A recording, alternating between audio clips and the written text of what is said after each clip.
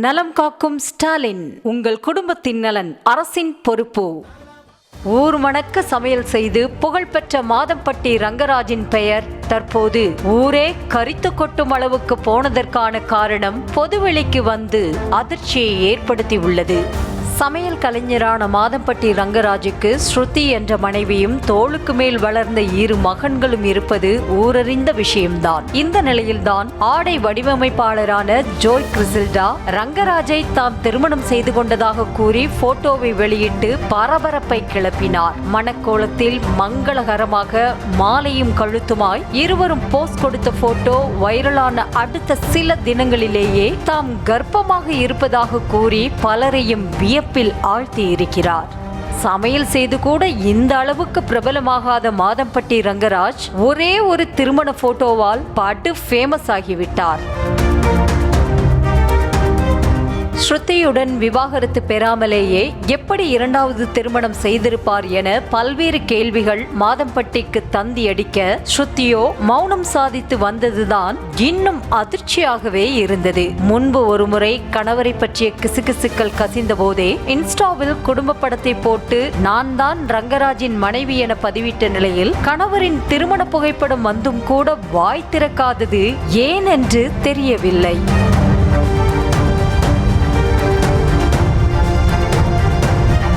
ரங்கராஜுடனான உறவு குறித்த சர்ச்சை வெடிக்கும் போதெல்லாம் ஏதேனும் ஒரு புகைப்படத்தை போட்டு ஜோய் கிறிசில்டா அப்டேட் கொடுத்து வந்த நிலையில் மனைவி ஸ்ருதியுடன் மாதம்பட்டி ரங்கராஜ் பொது நிகழ்ச்சியில் தோன்றி அதிர்ச்சியை காட்டினார். உடனடியாக தனது கணவரே எடிட் செய்த வீடியோ என ஜோய் கிறிசில்டாவும் ஒரு ரொமான்ஸ் வீடியோவை பதிவிட்டு இணையதளவாசிகளை குழப்பி இருந்தார்.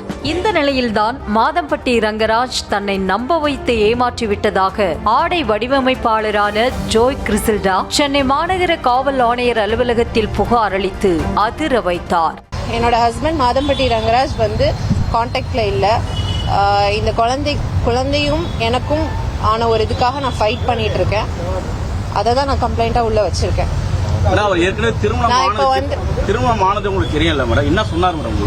ஒரே நிமிஷம், நான் அட்ரஸ் பண்றேன்னு சொல்லிட்டேன். நான் கண்டிப்பா எல்லாரையுமே அட்ரஸ் பண்ணுவேன். இப்ப என்னன்னா, அவர் என்னை ஏமாத்திருக்காரு. இந்த குழந்தைக்கான ஒரு பதில் வேணும். அவர் தான் இந்த குழந்தையோட அப்பா. அதை அவர் எனக்கு ஒரு பதில் சொல்லணும். கணவரை பிரிந்து மகனுடன் வசித்து வந்த தனக்கு அறிமுகமான ரங்கராஜ் தான் சட்டப்பூர்வமாக மனைவியை பிரிந்து வாழ்வதாக கூறி பழகி வந்ததாகவும், ஒரு கட்டத்தில் அவருடனான நட்பு காதலாக மாறியதால் தனது கணவரிடமிருந்து முறைப்படி விவாகரத்து செய்ய மனு தாக்கல் செய்ததாகவும் கூறியுள்ளார். சென்னைக்கு வரும்போதெல்லாம் ஹோட்டலில் ரூம் புக் செய்து தன்னுடன் தனிமையில் இருந்து வந்த ரங்கராஜ் கடந்த 2023ஆம் ஆண்டு சென்னை MRC நகரில் உள்ள திருவீதி அம்மன் கோயிலில் திருமணம் செய்து கொண்டதாக தெரிவித்துள்ளார். ஃபர்ஸ்ட் ஒய்ஃபோட ஜுடிஷியல் செப்பரேஷன்ல இருக்கிறேன்னு சொன்னாரு.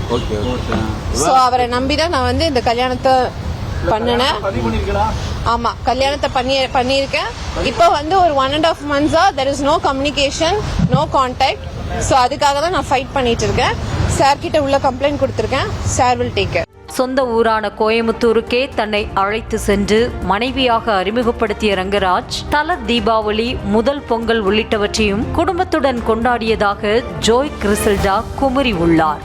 கடந்த ஆண்டு செப்டம்பரிலேயே தாம் முதல் முறை கருத்தரித்த போதிலும் அதனை கட்டாயப்படுத்தி கலைக்க வைத்ததாகவும், மீண்டும் டிசம்பர் மாதம் கருத்தரித்ததாகவும் ஜோய் கிறிசில்டா போலீசில் தெரிவித்துள்ளார்.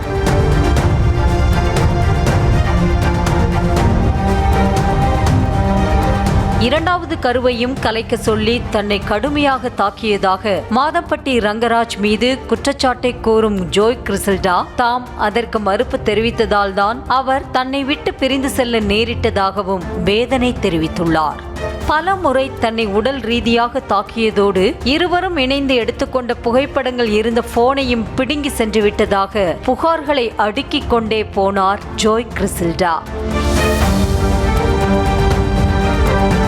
ரங்கராஜை சந்திப்பதற்காக படப்பிடிப்பு தளத்திற்கு நேரில் சென்றபோது அவரது மேனேஜருடன் இணைந்து தன்னை அறைந்ததாகவும், கருக்கலைப்பு செய்யாவிட்டால் என்னையும் எனது மகனின் வாழ்க்கையும் முடித்து விடுவேன் என கொலை மிரட்டல் விடுத்ததாகவும் ஜோய் கிறிசில்டா பகீர் கிளப்பினார்.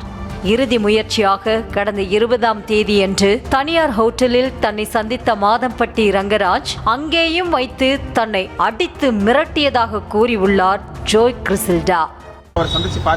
நான் ட்ரை பண்ணிட்டேங்க. நான் ஃபுல்லா வந்து அவரை வந்து ட்ரை பண்ண ரீச் பண்ணிட்டேன்.